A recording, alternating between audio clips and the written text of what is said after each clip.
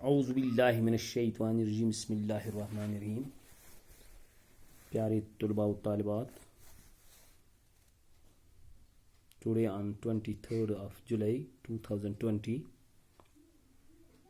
I am Mr. Shamsuddin Peer, teacher, Government Upper Primary School, Outkuli, Cluster Milyal, Zone Kralpura, Kupwara. Dear students, میرے پیارے طلباء و طالبات, میں آپ کے ساتھ مخاطب ہوں 8ویں جماعت کی سوشل سائنس کی کتاب اور پاسٹ, جس کو ہسٹری بھی ہم کہتے ہیں پیارے بچوں. Chapter number 5, when the people rebel 1857 and after, یعنی جب انگریزوں نے 1857 میں بغاوت شروع کی اور اس کے بعد کیا ہوا, وہی ہمارا چیپٹر ہے, چیپٹر نمبر 5. اور اس کے ہم نے 2 سوال کیے ہوئے ہیں. آج تیسرا اور چوتھا سوال ہم کریں گے. پیارے بچوں, یہ وہ تحریک ہے جو 1857 میں شروع ہوئی. اس کی کیا وجوہات تھے, اسی کے متعلق یہ سوال ہے. سوال number 3, question number 3, what objections did sepoys have to the new cartridge that they were asked to use, یعنی وہ کون سی یعنی objections تھی, اعتراضات تھے جو سپاہیوں نے نئے کارٹریج, یعنی وہ جو گولی ہوتی ہے بندوق کی یا بارود جس کو کہتے ہیں,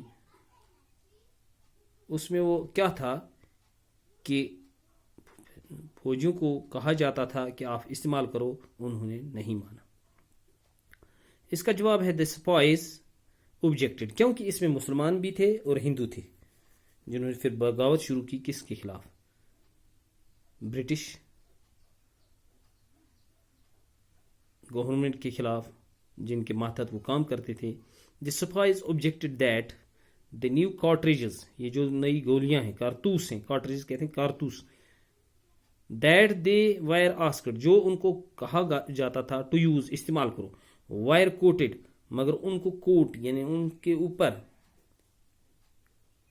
وہ جو کور تھا, with the fat of cows and pigs, یعنی یہ بتایا گیا کہ آدھوں نے یہ سوچا یہ گائے کے چمڑے, گائے کے اس چربی سے بنائے گئے ہیں, کوٹ جو اس کو کیا ہوا ہے وہ گائے کا چربی ہے.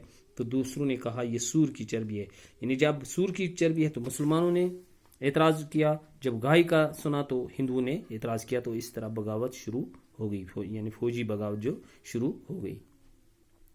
پھر کوسچن نمبر 4 ہے بچوں, how did the last Mughal emperor, جو آخری مغل بادشاہ یعنی حکمران تھا, اس کے وہ آخری زندگی کے ایام, آخری زندگی کے سال کیسے گزر گئے, یعنی اس کے بعد یہاں سنبھالا انگریزوں نے اپنی حکومت چلائی ایسٹ انڈیا کمپنی کی وجہ کی بدولت, یعنی پہلے ایسٹ انڈیا کمپنی آئی, اس کے بعد انہوں نے آہستہ آہستہ اپنے قدم جمائے. اور پھر جو لاسٹ امپرر تھا اس کی زندگی کیسی گزری, لاسٹ آخری سال. دا لاسٹ مغل امپرر, جو آخری بادشاہ تھا, مغل بادشاہ یا مغل حکمران جس کو کہتے ہیں, لیوڈ اے ڈیفیکلٹ لائف, اس کی زندگی بہت مشکل میں آئی, مشکلات سے گزر گئی.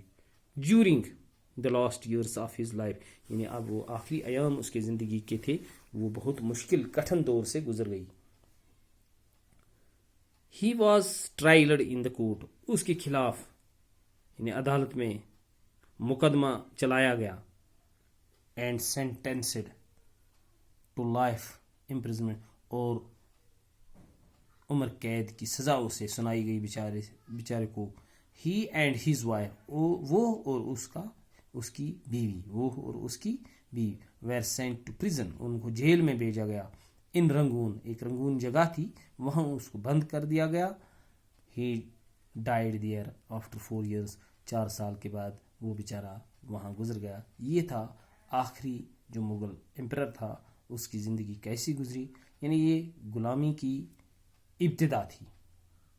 پھر جب 1947 میں ہندوستان آزاد ہوا تو یہ تمام مشکلات ان کے ٹل گئے، یعنی جب انہوں نے اس کے خلاف ایک بغاوت، ایک تحریک چلائی جس نے 1857 میں ایک شکل اختیار کی۔ تو اس میں یہ تھا کہ سپاہیوں نے بھی اپنا نبھایا، باقیوں نے بھی نبھایا، گاندھی جی نے بہت رول نبھایا، بہت سے لیڈر جو تھے انہوں نے اپنا رول نبھایا، اور اس طرح آخرکار 14 اگست کو پاکستان آزاد ہوا، انہوں نے آزادی کا دن منایا، اور 15 اگست کو ہندوستان نے اپنی آزادی کا دن منایا، جو آج تک بھی منایا جا رہا ہے، کیونکہ ہندوستان اور پاکستان یہ ایک ہی ملک تھے۔ پھر نظریاتی تقسیم ہوا تو پاکستان جہاں مسلمانوں کی آبادی زیادہ ہے پاکستان بنا، اور جو جہاں ہندوؤں کی زیادہ آبادی ہے ہندوستان بنا، اور 2 حصوں میں بٹ گیا۔ تو یہ تھا پیارے بچوں کوسچن نمبر 3 اور 4، 3 اور 4۔ تو آئندہ انشاءاللہ آگے بھی ہم چلتے جائیں گے۔ تو اللہ حافظ۔